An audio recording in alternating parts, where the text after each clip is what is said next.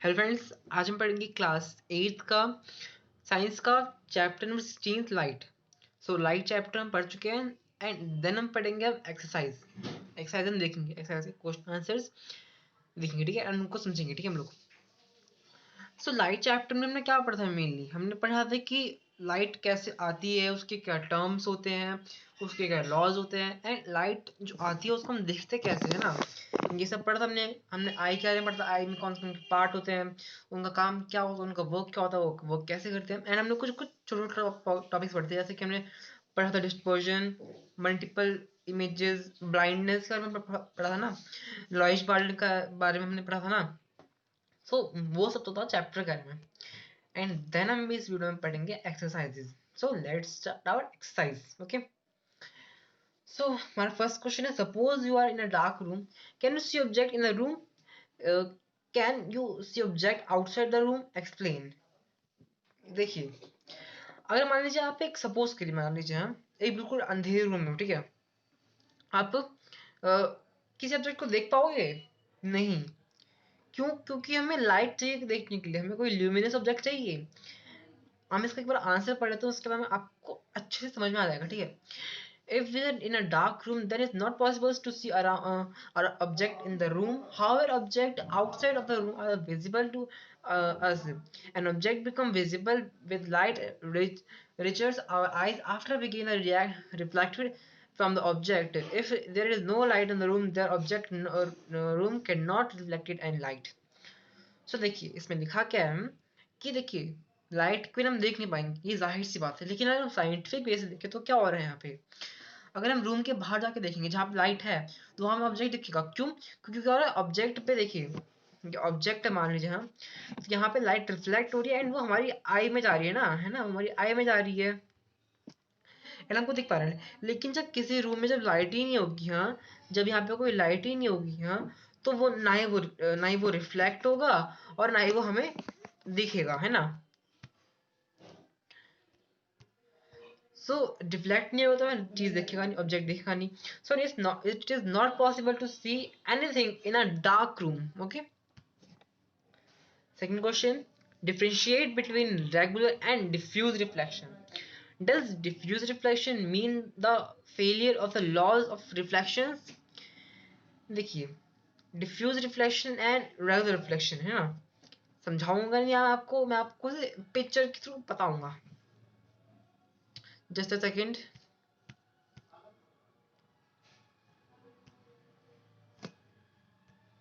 देखिए, ये हमारा है सरफेस, ठीक है,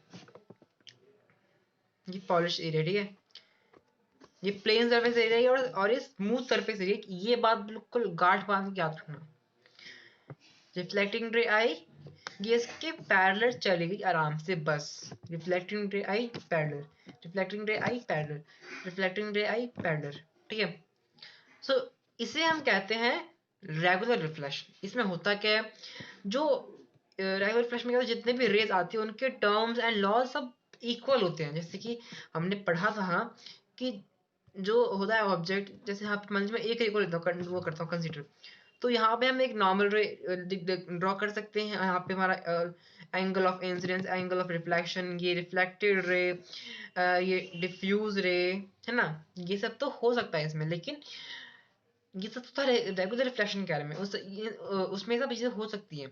लेकिन डिफ्यूज रिफ्लेक्शन में क्या होता है, हाँ, उसको देखिए, डिफ्यूज रिफ्लेक्शन में उसका सरफेस टेढ़ा मेढ़ा होता है ना, तो लाइट आई तो उसका चांस नहीं कि वो पक्का इधर के साइड जाएगी, ठीक है, उसका चांस है कि इधर की साइड जाएगी। वो ऐसे भी जा सकती है, वो आके इधर भी जा सकती है, वापस इधर जा सकती है, वो जाके इधर भी जा सकती है, या फिर वो उसके ऊपर ही जा सकती है ना।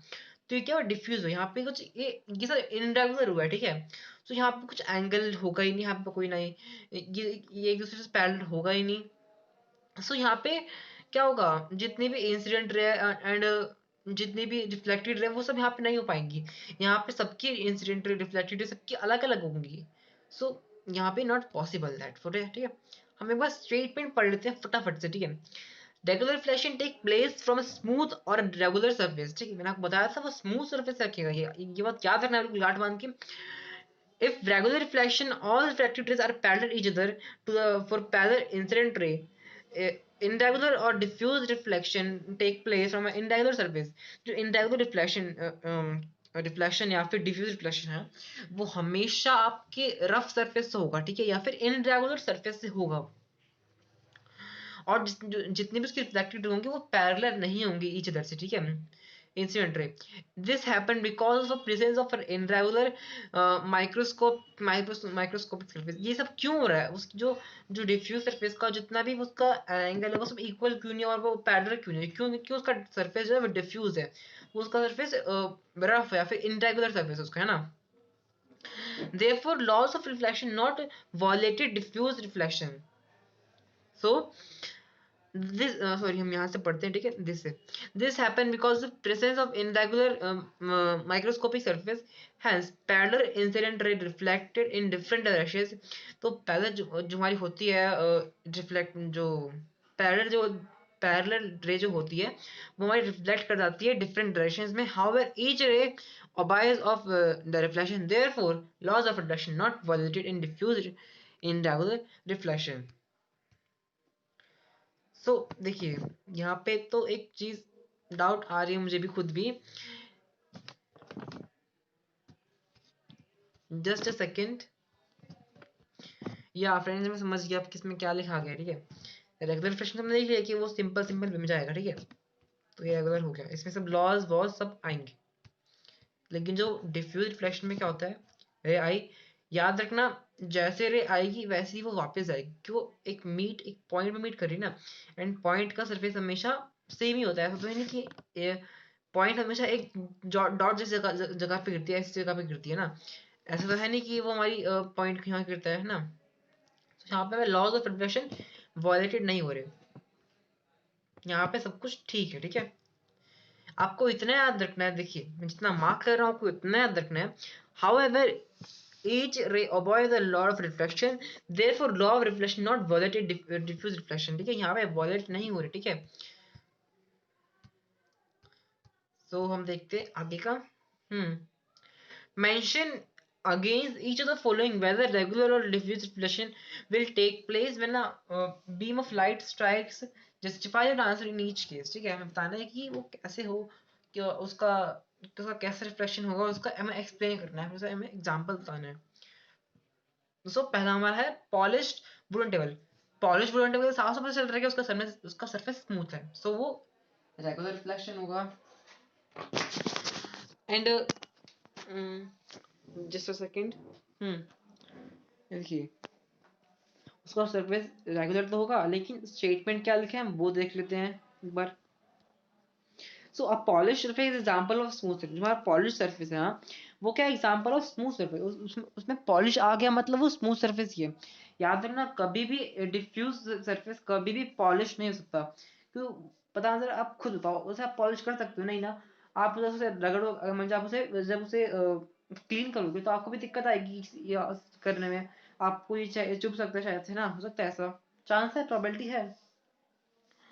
Polished wooden table has a smooth surface, hence reflection from a polished surface भी regular, तो regular होगा।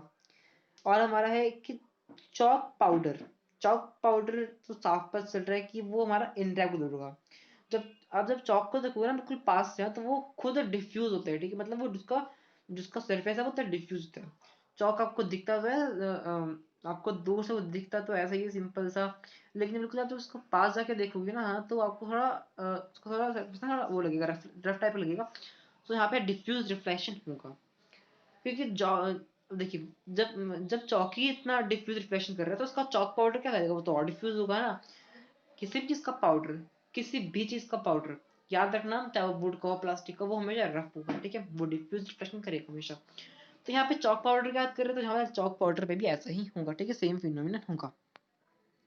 Chalk powder on chalk powder spread on a surface example of irregular reflection is not smooth, ये smooth नहीं है, इसलिए हमारा ये irregular reflection या फिर diffuse reflection। irregular reflection और फिर diffuse reflection ये दोनों मतलब होता है ना कि बोल सकते हैं हम कितने स्लैश में हम, तो वैसे ही irregular reflection एंड ये diffuse reflection दोनों एक ही है, लेकिन उनको हम अलग अलग वे में बोलते हैं। हमारा है ए बी, ये रहा है ना, सी पार्ट ये रहा एंड डी पार्ट ये रहा एंड ई एंड एफ, ठीक है। एंड कार्डबोर्ड सरफेस यहाँ पे हमारा दिया गया पार्ट सी में। एंड कार्डबोर्ड सरफेस आप सब जानते हैं कि कार्डबोर्ड का सरफेस कैसा होता है, वो हमेशा डिफ्यूज रहता है, वो हमेशा रफ रहता है। तो उसे भी हम डिफ्यूज रिफ्लेक्शन में कंसिडर करेंगे।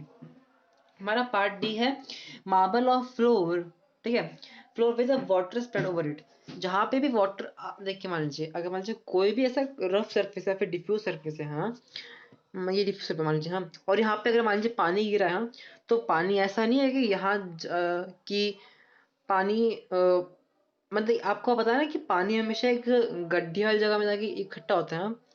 तो वैसे ही यहाँ पे बोला गया स्टेटमेंट में कि यहाँ पानी गिरा है। तो पानी गिरा है मतलब पानी गिरने के से क्या है, सरफेस हमारा स्मूथ हो गया है ना, सरफेस हमारा स्मूथ हो गया, जितना भी एरिया था सभी भर गया एरिया। तो इन शॉर्ट हमारा हुआ क्या, वो सरफेस हमारा प्लेन बन गया। सो उसे हम यहाँ पे क्या होगा, फिर यहाँ पे हमारा यहाँ पे हमारा होगा रेगुलर रिफ्लेक्शन, है ना, यहाँ हमारा होगा रेगुलर रिफ्लेक्शन, ठीक है। And yes, part E, mirror में हमारा क्या होगा, रेगुलर रिफ्लेक्शन। ऐसा तो नहीं है कि मिरर आपका ऐसे ऐसे में नहीं ना, मिरर आपका हमेशा प्लेन होता है ना। सो उसे हम कंसीडर करेंगे रेगुलर रिफ्लेक्शन में। Piece of a paper, piece of a paper आप ध्यान से देखोगे ना तो वो रफ होता है। सो उसे हम कंसीडर करेंगे डिफ्यूज रिफ्लेक्शन में।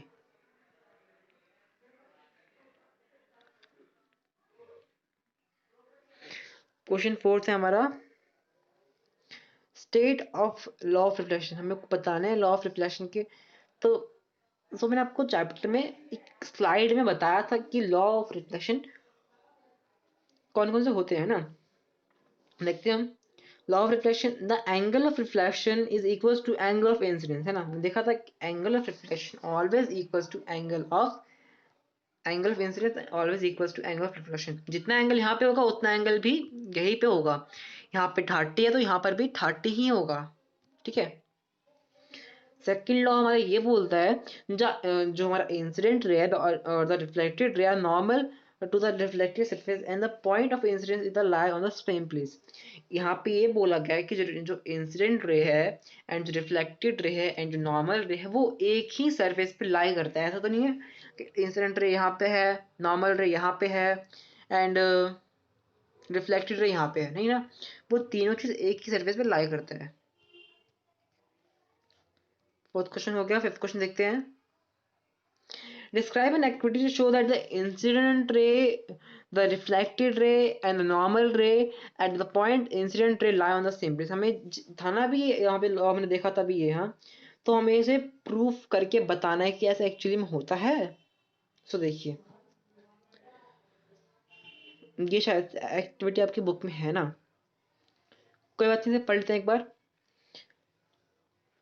Place of a plane mirror on the table, हमें एक प्लेन मिरर एक टेबल पे रख देना है, ठीक है, जैसे इस पिक्चर में शो करा गया है। Take a paper of sheet and and make small hole in the centre. Paper के उसमें होल कर देना है, ठीक है, ठीक है।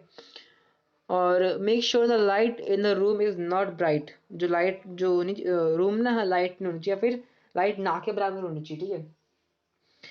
Hold the sheet normal to the table, normal आपको शीट को होल्ड करके रखना है। Take another sheet, place on the table, it's contact the vertical mirror, एक पेज लेना आपको जो हमारी वर्टिकल में हो, ठीक है। सो मैं आप ये अगर मैं रुक जाता हूँ, आप ये मैं समझाता हूँ, मैं टाइम पास कर रहा हूँ, पढ़ रहा हूँ, ठीक है, स्टेटमेंट क्या क्या लिखा हुआ है, ठीक है। मैं चाहता तो वीडियो शॉप करके बोल सकता हूँ, मतलब सोच सकता हूँ, लेकिन ज़्यादा टाइम लगता है उसमें, ठीक है, मैं आपके सामने सोच रहा हूँ।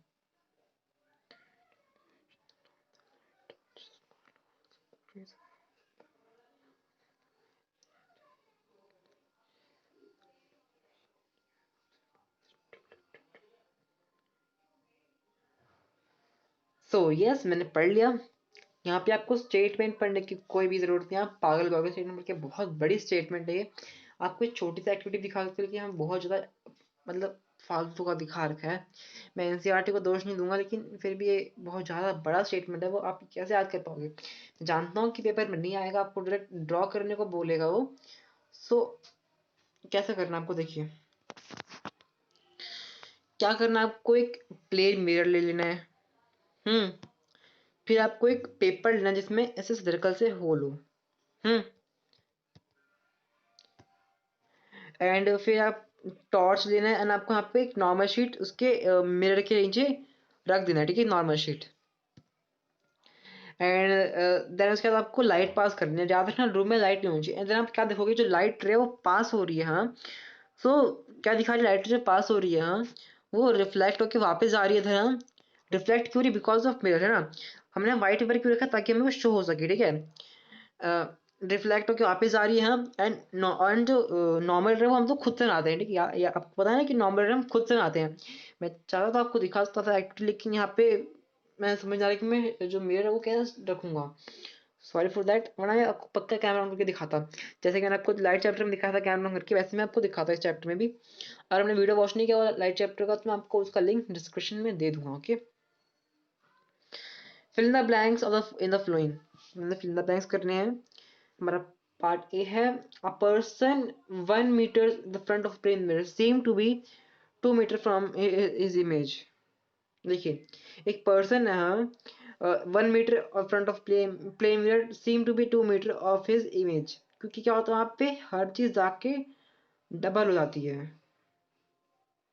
Just a second, a person 1 kilometre in front of a plane mirror seem to be 2 meters away from his image object. देखिए यहाँ पे स्टेटमेंट लिखी है, ऐसा क्यों हुआ है, क्योंकि ऐसा तो नहीं होना चाहिए, लेकिन देखते हैं स्टेटमेंट क्यों लिखी, यहाँ पे क्या लिखी है कि ये लिखी, ठीक है statement. Object distance and an image distance are the same to a plane mirror. The image of a person 1 meter from a mirror is 1 meter back to the mirror. Hence, image 1 + 1 2 from the person. Yes. देखिए मैं इसलिए सोच में पड़ गया था, क्योंकि देखिए यहाँ पे साफ साफ लिखा है कि हाँ आप सही तो सोच रहे हो, डिस्टेंस सेम होना चाहिए, लेकिन यहाँ पे रीजन लिखा है कि वैसा कि यहाँ पे इस टाइम ऐसा क्यों है। ऑब्जेक्ट रखा है, ये पर्सन खड़ा है, यहाँ से तो 1 मीटर है, हाँ लेकिन ऑब्जेक्ट में जाते जाते वो मतलब ऑब्जेक्ट को दोनों टोटल करके बता रहे हैं, ठीक है। तो वो उस आदमी को क्या दिखेगा, उस आदमी को दिखेगा 2 मीटर, लेकिन शीशे के अंदर तो 1 ही मीटर है, और दोनों का 1 1 मीटर जोड़ के, दोनों का 1 1 मीटर जोड़ के तो क्या होगा, 2 मीटर हो जाएगा। सो दैट्स क्लेरिफाई है ना। Second part, if you touch your dash ear with your right hand in the front of a mirror, it will be seen in the mirror the right ear if touch your left and left hand, ठीक है। अगर आप अपने left ear को touch करोगे mirror में, हाँ तो आपको फ्रंट में राइट ईयर दिखेगा with your left hand.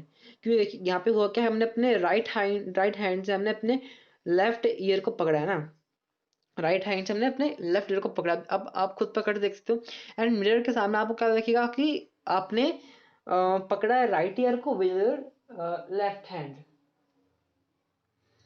C part, the size of a pupil becomes dash when you are see in a dim light. आपकी pupil क्या बोलते हैं, साइज बड़ा हो जाता है जब वो ऑब्जेक्ट, सॉरी सॉरी सॉरी मैं क्या बोल रहा हूँ, the size of a people becomes large, वो लार्ज हो जाता है जब हमारी डिम लाइट होती है। अब आपको होता है ना कभी बहुत कम जहाँ आपके साथ साथ बहुत कम लाइट है, तो आप आके बिल्कुल फाड़ के देखते हो, तो क्या होता है लाइट डिम होने के बाद आपका प्यूपल धीरे धीरे बाहर निकलना स्टार्ट होता है ना। तो इसमें यही लिखा गया है। डी पार्ट हमारा, night birds dash cones that rods in the eyes. ये बात याद रखना, ये कोन्स एंड द रोड्स, जिन स्टूडेंट्स को समझ नहीं आ रहा कि कोन्स एंड रोड्स क्या है, इसका मतलब आपने चैप्टर नहीं पढ़ा, या फिर आपने चैप्टर ढंग से नहीं पढ़ा। सो आप मेरे चैनल विजिट करके इस चैप्टर को पढ़ सकते हैं। Cone cells and rod cells हमारे आई में होते हैं, जो हमारा देखिए इसमें लिखा है जो होते हैं ना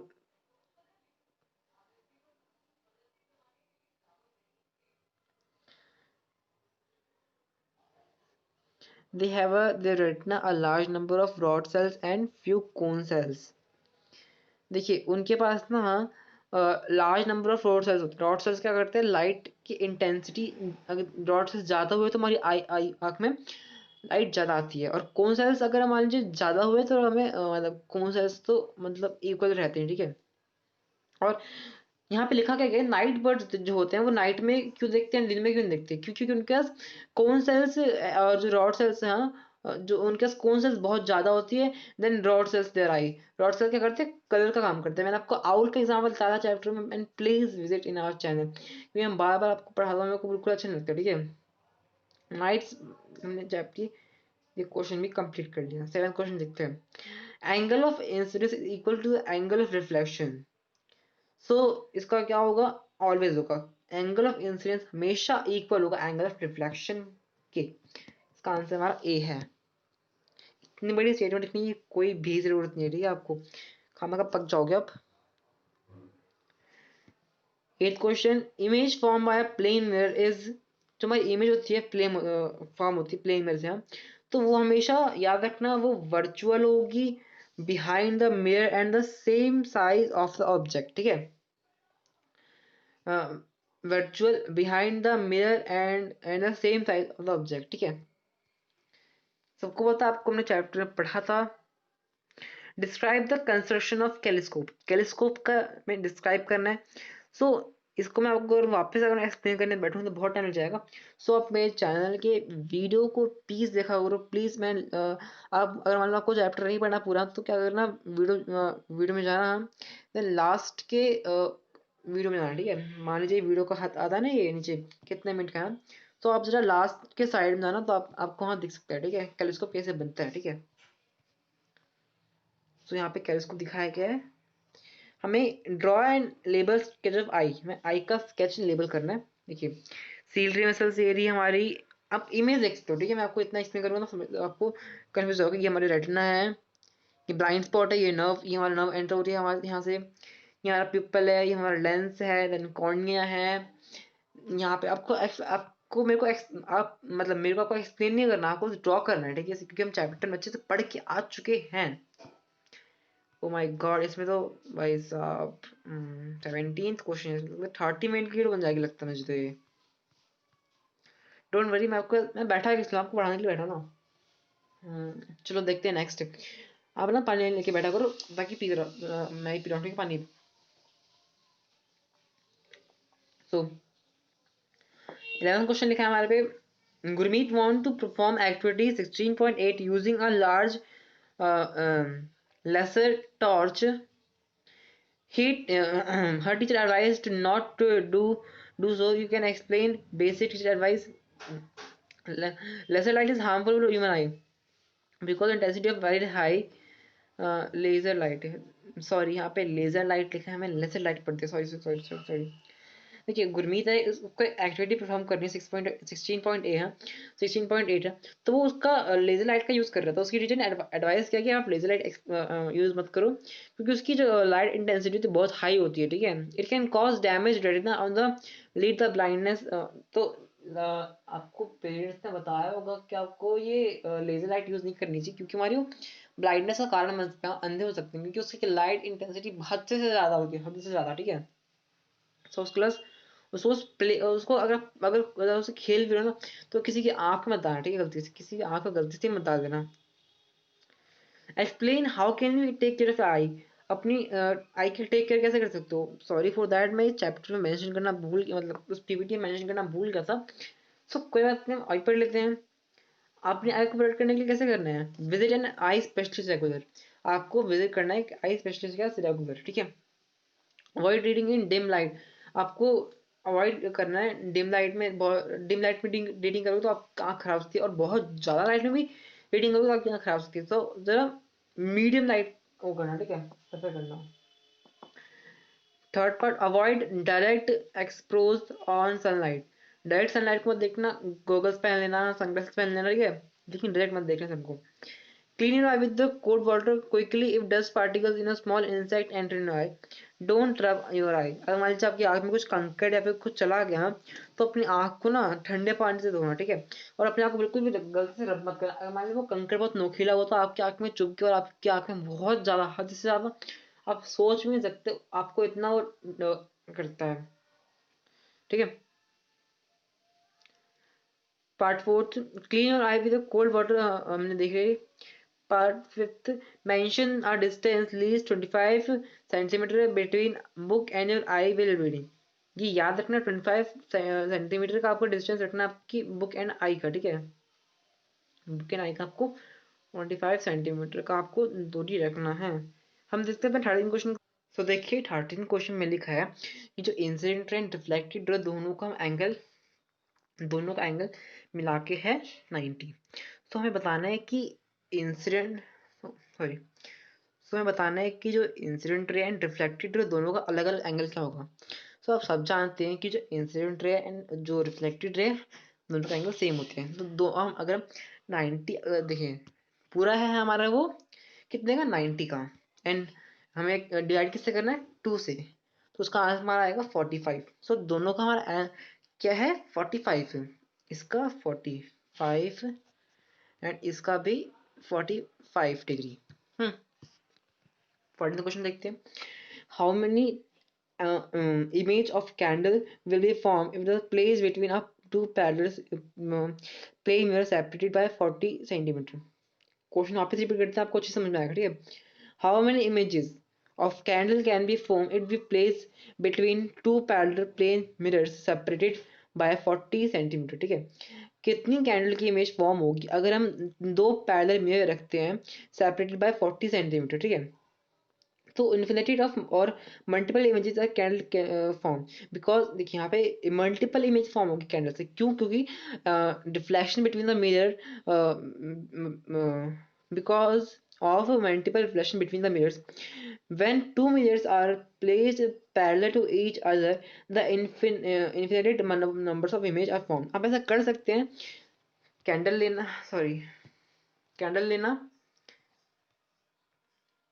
है ना, मिरर रखना, यहाँ मिरर रखना, दोनों से पैरेलल रखना, ठीक है मिरर। देखो वहाँ पे इन्फिनिट इमेज आपकी फॉर्म होगी। सो नेक्स्ट क्वेश्चन देखते हैं हम लोग। Two mirrors meet right angle a ray on the incident ray angle at the 30 show draw incident ray second mirror. तो देखिए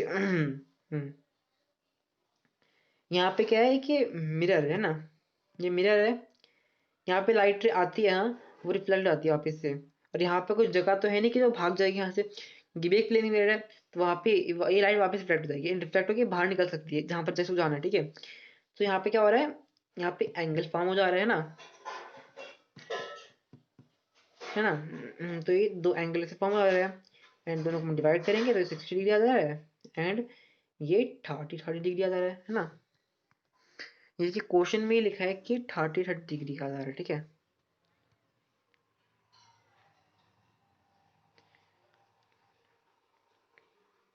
अब देखिए आप सोच रहे हो कि 60 डिग्री क्यों आया, because it can be observe that given रे will reflected from second mirror at angle 60, क्योंकि 60 एंगल से रिफ्लेक्ट हुआ है, ठीक है। यहाँ पे हमें कुछ गेम टाइप का लग रहा है, ठीक है, देखते हैं। बूझो स्टैंड्स अप ए पॉइंट, यहाँ पे बूझो है, ठीक है, ये बूझो है and the side of a plane mirror, एक साइड ऑफ प्लेन मिरर की खड़ा है, ठीक है, जहाँ पे शो हमारा 16 पॉइंट में शो है, ठीक है। Can he see himself in the mirror, क्या वो दिखता है अपने आपको मिरर में। You can also see the image object rated P Q R, इसमें से वो अपने आप को किस इमेज में देख सकता है ना। देखते हैं आंसर क्या है। तो देखिए वो अपने आप को देख सकता है ना, क्योंकि उसकी इमेज यहाँ से जा रही है ना, यहाँ से उसकी इमेज जा रही है ना। देखते स्टेटमेंट में क्या लिखा है। A plane mirror forms virtual image behind the mirror, वो एक वर्चुअल इमेज फॉर्म होगी, the images for behind the mirror as object is front of it a can't image because the length of a mirror too short on the side. However, he can see the object placed PQ, but cannot see the object placed on R.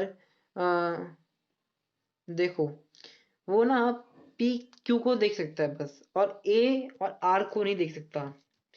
ए और are को नहीं देख सकता। ए तो वो खुद ही है, बाकी पी क्यू आर उसके अलग अलग फ्रेंड मानता हूँ, ठीक है। वो ए एंड आर को नहीं देख सकता क्योंकि मिरर का साइज बहुत छोटा है, एंड ये दोनों बिल्कुल कॉर्नर्स पे है, ठीक है, मिरर के। लेकिन इससे क्या होगा, इससे क्या बोलते हैं, लाइट लाइट आएगी, एंड वो यहाँ से रिफ्लेक्ट जाएगी। लेकिन यहाँ पे क्या हो रहा है, यहाँ पे वो नहीं हो सकता, ठीक है। आपको ये क्वेश्चन आएगा नहीं पेपर में, लेकिन बस आपको बस ये बैठने के लिए, ठीक है, कुछ नहीं है। क्वेश्चन क्वेश्चन 17 हमारा पार्ट्स में दिया गया है, ठीक है। Find out the position of image and object situated A in a plane mirror. हमें बताना है कि ऐसे कौन सा जगह जहाँ पे हमारा बूझो आ सकता है। तो है वो हमारा image the object place is a form behind the mirror. तो उसकी image of the object placed at A is form behind, उसकी इमेज फॉर्म होगी behind the mirror. A part आपको समझ में आएगा, ए पार्ट को छोड़ दो अभी के लिए, मेरे को खुद समझ नहीं आ रहा कि ए पार्ट में क्या लिखा गया उन लोगों ने। बी देखते हैं हम। Can Paheli be can Paheli at B is see the image. तो बी का आंसर